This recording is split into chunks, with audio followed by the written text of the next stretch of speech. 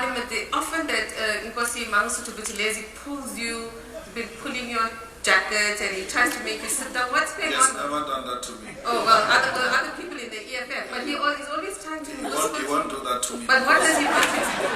No, I don't want, I hate people who use their age to impose themselves on us. I don't like that.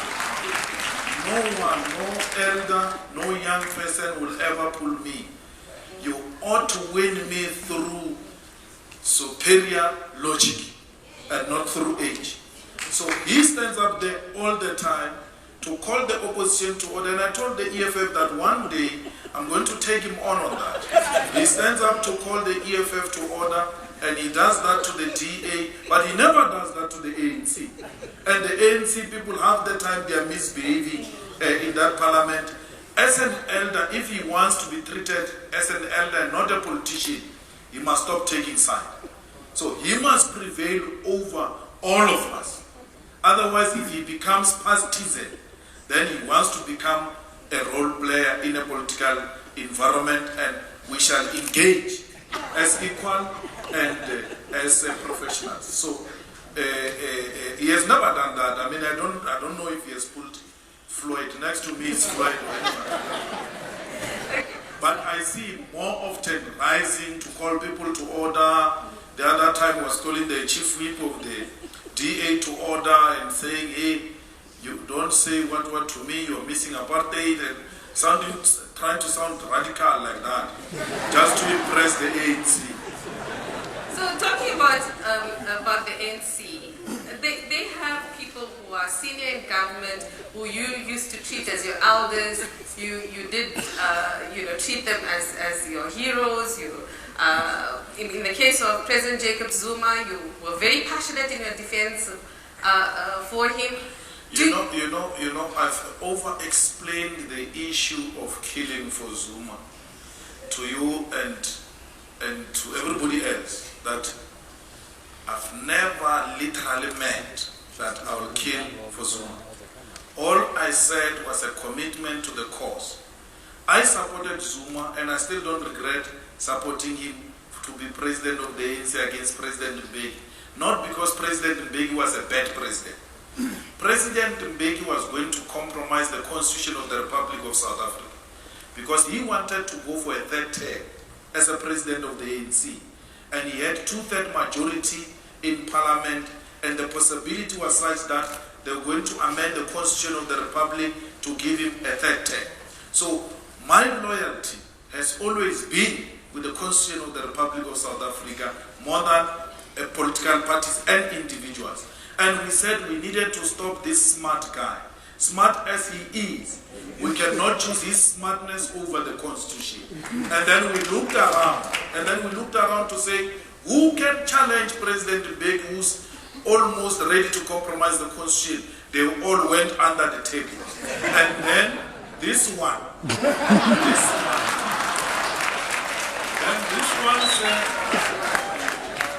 said he can challenge President Mbeki. And for opportunistic reasons, because one, the man knew that he was going to jail. So he has got nothing to lose. He's got nothing to lose. But if he becomes the president, he's got more to gain. So he weighed his options. That even if I lose, I'll come back to the same position I was because I was fired as a deputy president. Then he said, I'm here to challenge President Mbeki. In the absence of the best, he became the best. and that's how he became the president. So the killing for Zuma was an emphatic statement in defense of our constitution to say, we'll make anyone the president for as long as it is in the defense of the constitution. That statement is used on a daily basis by all of you when you want to emphasize a point. When a person is dressed smart, you say, today you are dressed to kill. It doesn't mean that person is well armed with bullets. Then, when Bafana Bafana If I'm guilty of such a statement, then the SABC and E-News and everybody else is guilty, because when Bafana goes to play against Ghana, they say Bafana today is going for a kill. So it doesn't mean Bafana today is well armed with AK-47. It means Bafana is well determined to come back victorious. That's what I said. So how did you fall out then? What happened? Share with us. No, we fell out because the Polokwane conference took very clear positions. Amongst others was to reject the 1996 class project, which was turning the ANC into a complete right political organization. And we who were on the left believed that the emergence of Jacob Zuma with Gwede as Secretary General will reposition the ANC to be an organization of the left. Zuma immediately after Polokwane says nothing is going to change. And I asked myself, but this man was in the same conference where we were saying change. He thought change we mean him. We did not mean him. We meant policy. So when he says nothing is going to change, that's why I knew the problem has started. Not only that, the first trip he takes is London. And then he's given some small jacket and reassure capital and the Queen that no, nothing is going to change. So we knew that what we thought we had achieved in Polokwane actually is a myth, it's not there. Again, Polokwane took a decision that willing buyer, willing seller is not a viable alternative. It has not worked, and therefore the new leadership must go and find an alternative when it comes to the land question. The Youth League then said to the ANC, in line with Polokwane, let's expropriate the land without a compensation. Let us nationalize. And then they said they thought we were a group of people who don't know how to think. The first thing they said to us was, go and write what you are saying down and bring it here. Because they thought they were going to defeat us through writing. We wrote the most substantive document which till today no one has authored an alternative to it. Presented it to the ANC, and then from there they started, character assassination of individuals and subjected us to disciplinary processes so that they can downplay the real proposals on radical transformation of the economy. And Zuma thought we played. The Youth League took that decision. The ANC, NGC took that decision. The mistake we did was to mix the two.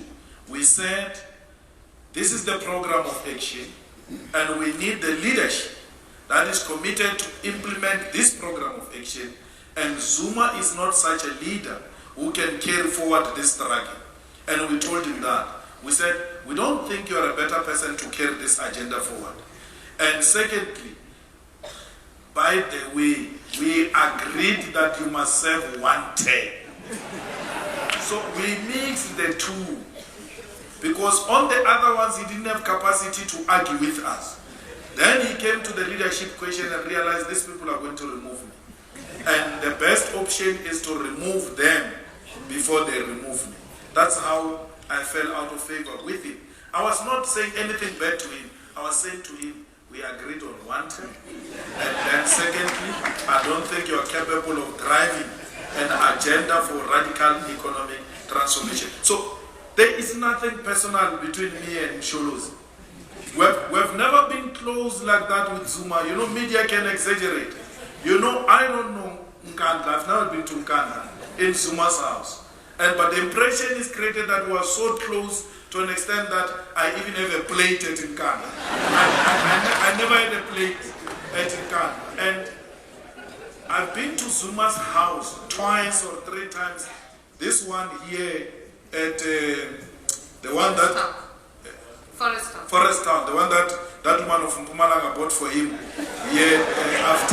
after he was fired at the Union Building. I've been there 3 times. The first time, I can't remember, the last time I went to Nkandla was when there was... You went to Nkandla, to No, Forest to Town. Forest Town. Was when Zuma said, no, there was a discussion that Zuma is not going to appoint Malema as a deputy president. Zuma had concluded that Malema must not be a deputy president of the country. And I went to negotiate with him that you are creating the second Polokwane, just after Polokwane, because Malema is going to be seen as a victim of the sitting president. And there's going to be supporters of a deputy president against the president, which is what happened between you and Beki. Gwede, I started with Gwede. Gwede said, hey, I told him he's not agreeing. Went up to him. Gwede said, I went.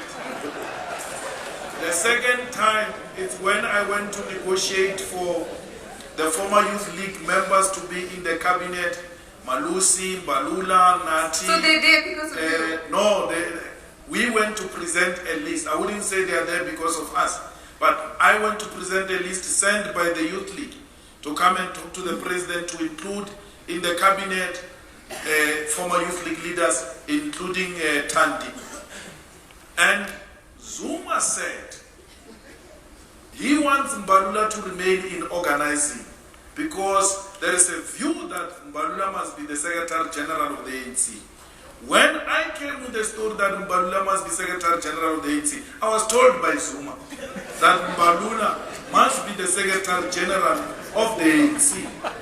And I said, President, the best thing is that let's put Mbalula a minister, and then at an appropriate moment, we'll then withdraw him so that he can go and serve full-time in the ANC, like the former Minister of Housing, who was later the Deputy Secretary of the ANC. But what are you telling